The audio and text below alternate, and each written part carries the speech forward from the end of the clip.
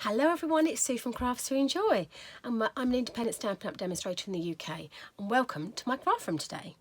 Today I'm going to be doing a very different video for you. I'm often asked about lots of questions about what products I use, why I use what I do. I've been crafting for many years now. I think about maybe 20 years I've been crafting, so I've seen lots of products come and go, lots of companies come and go. So I just really wanted to do a video of one, how to get started, two, to use what I do, show you what I use, but also to think if it's something that's not working for you, why it not might be working. You're into crafting, so it's everything from how to get started to every different level. You might think, oh, actually, I'm not stamping very well, I'm not doing this very well. So it's just like a basic top 10 what you need to get started, and if you see something you might like to say, actually, that's a better bone folder or something than what I've got now, then you know where to buy them from. So I wanted to start. I've got a long list of things here, and I've thought long and hard about what to actually put in my top 10 and why. My first thing has to be a bone folder. I have my original bone folder that I bought some 20 odd years ago, and this is a Stampin' Up one. It is well used, it's in my craft room, and you'll notice that I use it a lot for doing all my folds, and this is my list, so there you go, doing folds like that to keep them nice and crisp. You'll also notice that for boxes, this is the one that I use. Anything you might need, you can also use it to make sort of, if you need to make a crease anywhere, you can use it for that as well. So everything kind of will fit together. This is my original one that I had a long time ago, before Stampin' Up. Well, Stampin' Up was around, but it wasn't really in the UK at the time. I don't know if you can see on there, it's got bits that have come out the plastic. So I'm not going to show you what brand it is because the brand is still going, but I've just covered that up. It used to be this sort of shape and it no longer is. This one marks your card. And all these plastic bits, they leave like a bit of almost like candle wax on it. So it's really frustrating. So so this is my original one that I'm going to, that's what I used to use before I found this little chap. So definitely this is something you need in your toolkit. It's really good one. So secondly, I'm going to come on to number 2 is paper snips or scissor snips. It's a bit like when you're cooking in the kitchen and you have a knife that you may have 10 knives or 6 knives or whatever you've got, and you go to that one that cuts bread, chicken, fish, or whatever you need to do. You've got one knife that does it all.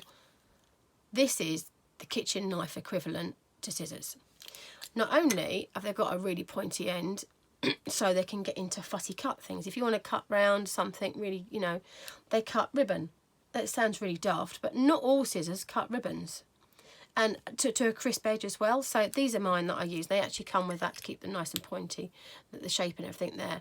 But they are really good quality. And these, I have to say, if you buy them, only keep them in your stash and keep them somewhere, because like any scissor, if you've got children using them, obviously they're not suitable for children to be used, and you'd hate them to hurt themselves. But also you want to keep them for you, and when you want to cut something, I think worse than something that's been used by someone else that's got sticky or anything like that. So this is my scissors that I use all the time.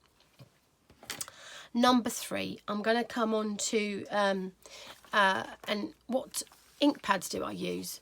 Majority of the time I use Memento or StazOn, depending on what product what my effect is going to be, what sort of technique I'm doing. And I'm going to have videos to come on to those in later, but I just wanted to do this top 10 for you.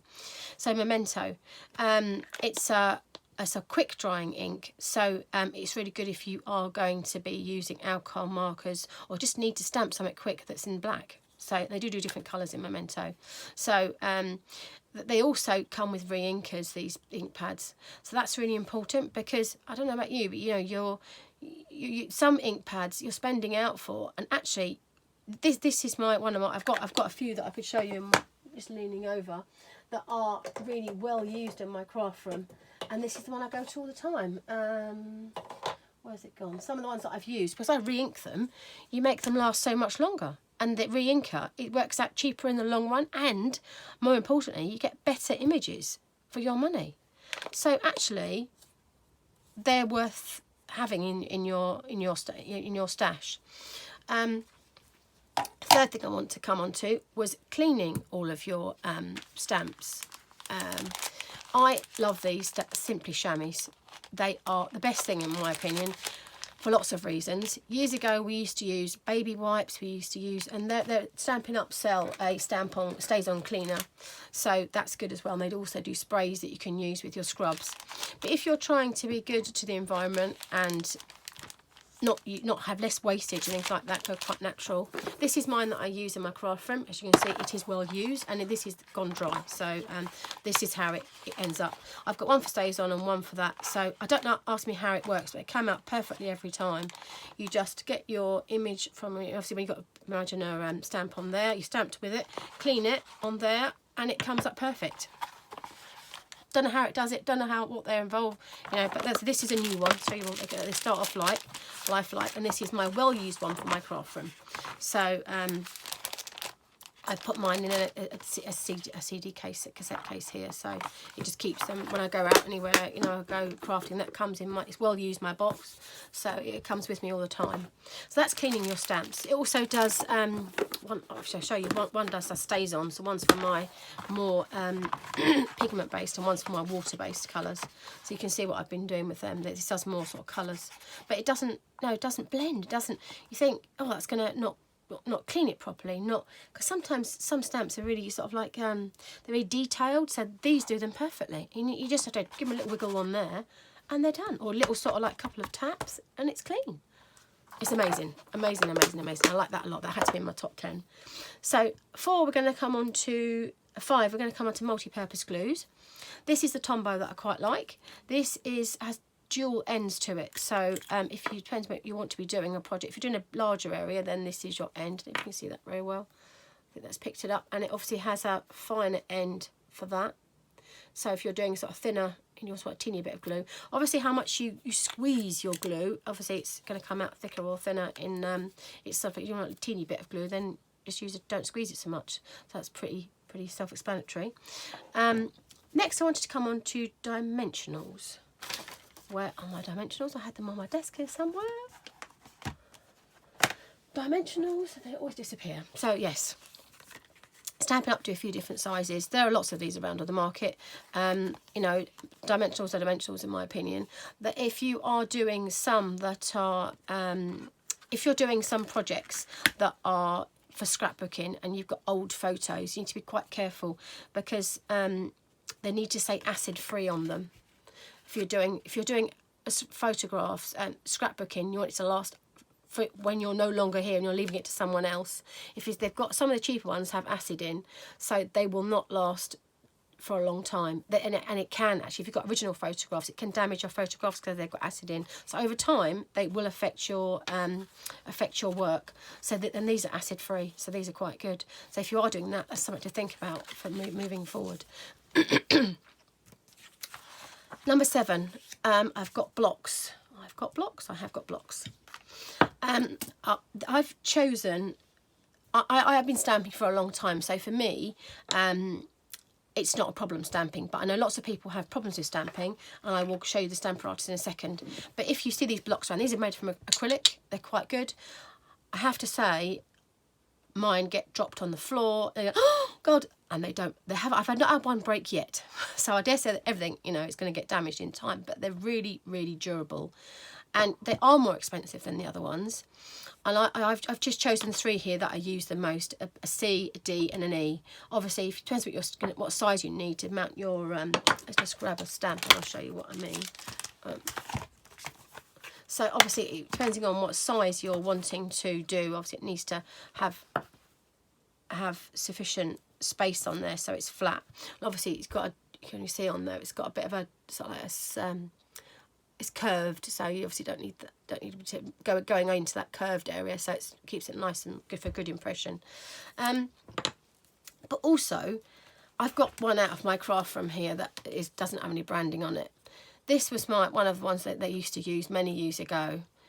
As you can see, it's a lot thinner. This is a Stampin' Up one. And obviously it's quite difficult to get hold of. So I find that my fingers, I'm trying to sort of do it like this, and you're trying to go like that, and actually, is it in the right place? And then it's hurting here in my arm, my wrist. So these for me, and I was getting really frustrated because I was thinking, why can't I stamp properly? Why is it coming out wonky, and why is it not even, and why is it not looking like I wanted it to look? So that for me was really frustrating. The Stampin' Up ones have places for your thumbs and fingers. It's amazing. So yes, if you are going to be doing, you know, stamping, these make such a difference to your image because, oh look, my fingers are not touching, you know, I can actually get a grip of it. So these make such a difference, and yes, they are more expensive, but you pay for what you get in blocks, and this is one of those things that you pay for what you get. I also wanted to briefly touch on the Stamparatus while we're here, because I do have one of them. It's great. You know, I think if you're new to crafting and you only need one lot of blocks, you get either or, your Stamparatus or the blocks. And if you are going to choose, one thing I should say while I'm here is I do a lot of my stamping. If I'm not using my Stamparatus, wait a second, confuse everyone. If I'm not using my Stamparatus, I do use this, what's its proper name? Hang on, I've lost it on my desk here. Things off my original list. I use a pierce mat. This is stamping pierce mat, and all I do is get a bit of paper, a copy of paper or whatever scrap paper you've got, and literally stick it round it like so, and you can see what I've been doing with mine. That's been a bit of stamping on it.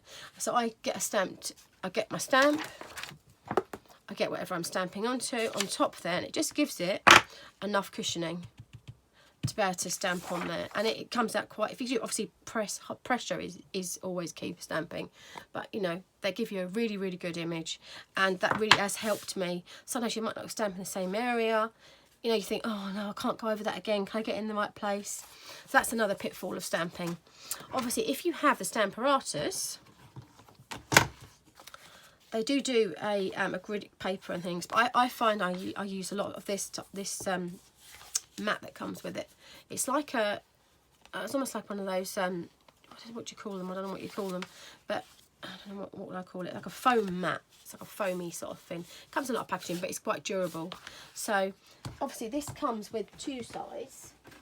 So if you are doing, I don't know, lots and lots of stamping, and you want, say you want a sentiment there, and you want, I'm just grabbing one here just for quickness.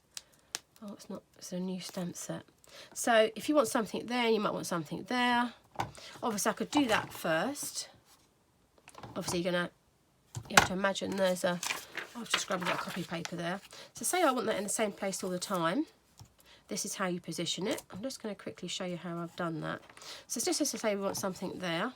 I have done other videos that show how I use this for this technique. So that positioned it correctly, that will stay there and be in exactly the same place as long as I push it right up into this corner every time. And you might think, oh, actually I want that in that place, so I'm going to put that there. But say you want different colours or whatever, you can do too. So you can put your image on, ink on there, tap, tap, tap, press it down, happy days, and then obviously you can use the other one as well, depending on what images you're doing. But I have done videos where I've used this Stamparatus, so it's really good. But depending on what you're wanting to do, how much stamping you think you're going to do, you know, it depends. So and obviously they do come up. Oh, they do come up. They do come up. So they're really, really, really good. These are quite later to the market. Obviously the blocks have been around for some time, so they are really good. And they have magnets. I nearly forgot to show you about the magnets that come with it. So obviously it does have magnets to, and they're stored on the back, so you didn't have to have anything separate or anything else. So obviously they do, just put that back in again, I almost forgot the magnets. They hold your paper in place. So, you know, it makes it really good stamping. Obviously they're taking into account that when you're stamping, that the depth of the magnets and everything, so that this is a really good tool to get if you're new to stamping and think, oh, actually I want to try that, I want to try this, and my stamping isn't brilliant. Obviously if you've not done, this is where it comes into its own. If for argument's sake you've missed a bit and think, oh damn, this will position it in perfectly the correct place, so it will do that for you. So you can just go, oh no, I missed a bit, ink it up, do it again. simple. So that's a really good tool, the Stamparatus, and it's I think it's either or, but you know, it could be additional to in your stamping stash. But to get you going, you know, you can use blocks or use whatever. I'm just going to put those back. They're quite strong, those magnets, but they are really good. So that's definitely something worth looking into. Next on my video, it's going to be a silicone craft sheet. This is mine. I have to say I'm a bit notoriously bad with this. This is what it looks like in my craft room. It looks a little bit gluey. There's a bit of a Stamp Dimensional stuck on there. And obviously you can take it downstairs and wash it, but obviously as you can see there, all the glue and that off there, it just rubs off. It just, you know, sometimes you just want to glue something quick, or you don't want glue underneath it. If you might have say a little piece or something quite delicate, you know, you can just go on there, and it's just so easy. And you know, it does save it getting everywhere all over your desk, and then everything sticks to it, and then you're like, ah! This is really good. They have silicone's pretty, you know, indestructible. Obviously, you know, nothing's indestructible, but you know, it's pretty tough and hard wearing, and it's a good size. So you know, it's definitely one that I use a lot in my craft room. If you're heat embossing, obviously you can use it for that because it takes heat. So say like you were going to be heat embossing, you know, something little or something, you know, it would help with that. Save your underneath, save your table, dining room table, or wherever you're crafting. It's definitely a thing to have. Some people actually use this instead of the Stampin' Pierce mat, but I've got one of them. Some people actually stamp on here because it's got a bit of give to it, so it also helps you get your stamping quite good. A clear impression is what you're looking for. And my final thing in my top 10 is glue dots. I like these glue dots, the Stampin' Up ones, because glue dots are glue dots, but they seem to be, they do them in different sizes. The Stampin' Up just do the one size. But to be honest with you, since I've had these, I haven't really bothered about the other sizes. So I'm like, ooh. I don't think you see the glue dot there. It's a tiny dot of glue.